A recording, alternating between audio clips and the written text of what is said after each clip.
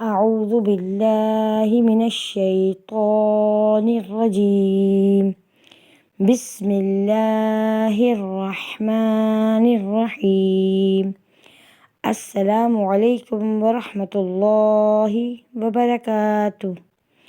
پیارے بچوں، آج ہم اپنے تربیتی نصاب کے سبق میں حصہ حدیث میں سے اور مسنون دعاؤں میں سے آپ کو کچھ دعائیں بتائیں گے اذکار کے طور پر جو جانی جاتی ہیں، یعنی وہ باتیں جو ہم مختلف موقعوں پر کہتے ہیں اور مختلف موقعوں پر ادا کرتے ہیں۔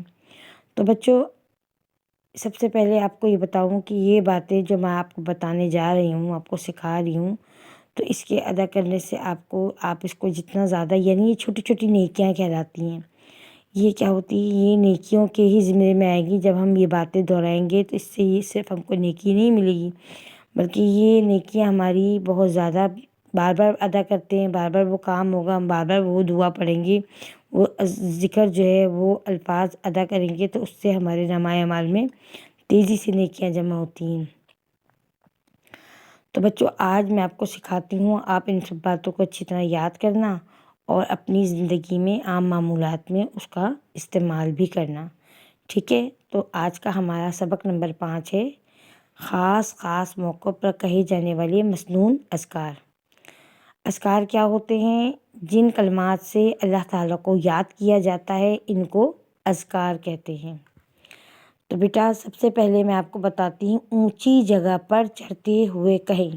اب اونچی جگہ کیا ہوتی ہے؟ اونچی جگہ کچھ بھی ہو سکتی ہے، جیسے آج کل گھروں میں، سب کے گھروں میں تقریباً جن کے گھر بنے ہوئے ہیں مکانوں پر، ان کے گھر میں سیڑھیاں ہوتی ہیں، یا آپ کہیں بھی جائیں، کسی بھی مال میں جائیں، کسی بھی جگہ جائیں، کسی اور کے گھر میں جائیں، آپ کے گھر میں اگر نہیں بھی ہیں تو کسی اور کے گھر میں جائیں، یا آپ چڑھائی والی جگہ پر کہیں چڑھتے ہیں، یعنی اونچائی پر چڑھتے ہیں، تو آپ نے کیا پڑھنا ہے؟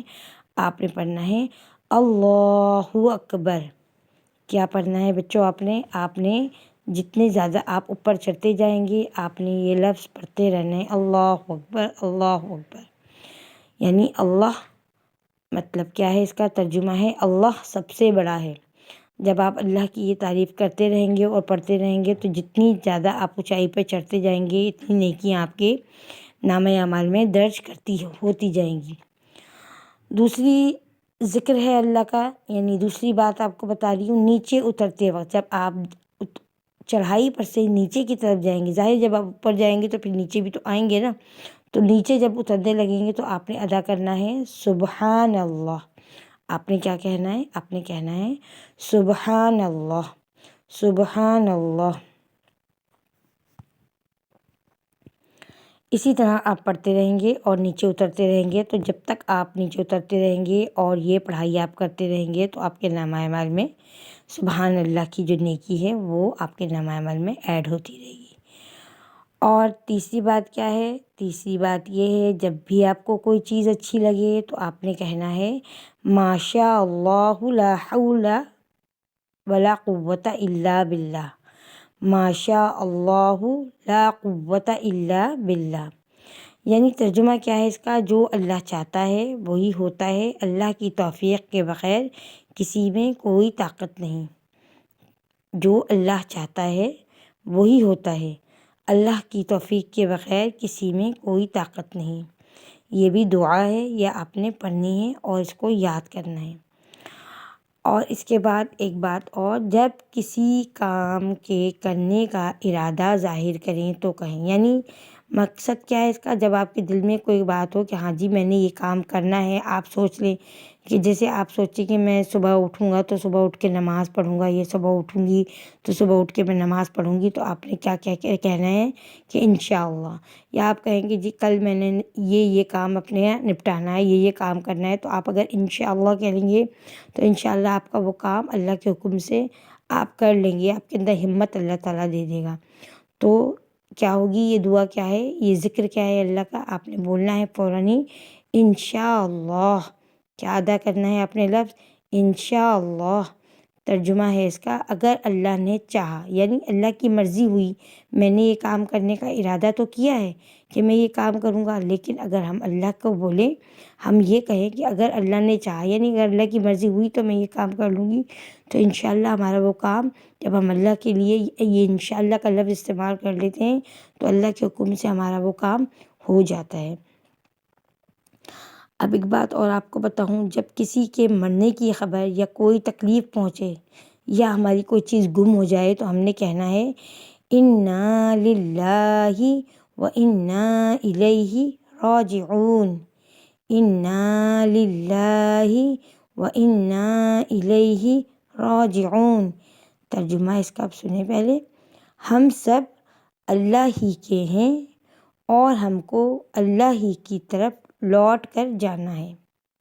ٹھیک ہے بچوں، سب سے زیادہ یہ بات، جیسے ہمارا کوئی قریبی عزیز یا کوئی قریبی عزیز نہ بھی ہو، کسی کے بھی مرنے کی خبر ہم تک پہنچتی ہے تو ہمیں سب سے پہلے یہ لفظ ہم مسلمانوں کی زبان سے نکلتا ہے کہ انا للہ و انا الیہ راجعون، یعنی ہم سب اللہ ہی کے ہیں اور ہم کو اللہ ہی کی طرف لوٹ کر جانا ہے۔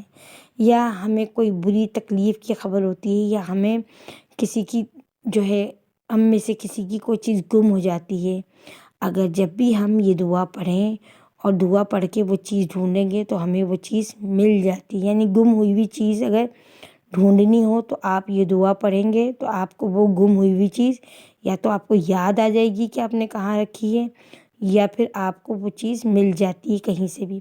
تو آپ کی کوئی بھی چیز اگر کبھی گم ہو جائے تو آپ یہ دعا پڑھیں، انشاءاللہ اللہ کے حکم سے وہ چیز آپ کو مل جائے گی۔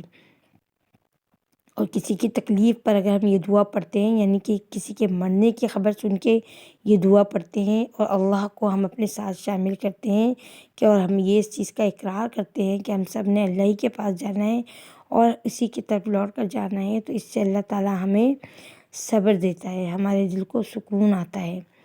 اس کے بعد ایک اور بات آپ کو بتاؤں کہ جب کوئی کچھ دے یا کوئی آپ سے اچھا سلوک کرے تو آپ نے کیا کہنا ہے؟ آپ نے کہنا ہے جزاک اللہ خیرا، جزاک اللہ خیرا۔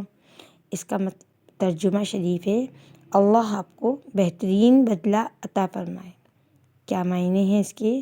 اللہ آپ کو بہترین بدلہ عطا فرمائے، یعنی کہ کوئی آپ کے ساتھ کوئی بھی شخص، آپ کے امی ابو، آپ کے بہن بھائی، یا آپ کا کوئی رشتہ دار، کوئی بھی آپ کے ساتھ کچھ اچھا کرے، آپ کے کسی کام کی تعریف کرے، یا آپ کو کوئی اچھی چیز کھانے کے لیے دے، یا آپ کو کوئی اچھی نصیحت کرے، یا آپ کو کوئی اچھی بات بتائے، تو آپ نے اس کو کیا کہنا ہے؟ جزاک اللہ خیرا، اللہ آپ کو بہترین بدلہ عطا فرمائے۔ کیوں؟ اس لیے کہ آپ نے مجھے اتنی پیاری بات بتائی، یا اتنا آپ نے مجھے اچھا کچھ چیز دی، یا آپ نے مجھے اتنا اچھا تحفہ دیا، یا آپ نے مجھے اتنا اچھا سمجھایا، تو اس کے بدلے میں آپ بھی تو اس کو کچھ دیں۔ آپ اس کو یہ کہیں جزاک اللہ خیرا، یعنی آپ نے یہ جو کام میرے لیے کیا ہے، جو آپ نے مجھے فائدہ پہنچایا ہے، تو اس کے بدلے میں اللہ تعالیٰ آپ کو بہترین بدلہ عطا فرمائے۔ تو بچوں، آج ہم نے آپ کو پیارے پیارے اذکار بتائے، پیاری پیاری باتیں بتائیں۔ آپ نے کیا کرنا ہے؟ آپ نے ان باتوں کو یاد رکھنا ہے، اور جہاں جہاں میں نے آپ کو سمجھایا کہ یہ الفاظ کس طرح استعمال کرنے ہیں، آپ نے ان لفظوں کو، اذکار کو اس طرح ان جگہوں پر استعمال کریں۔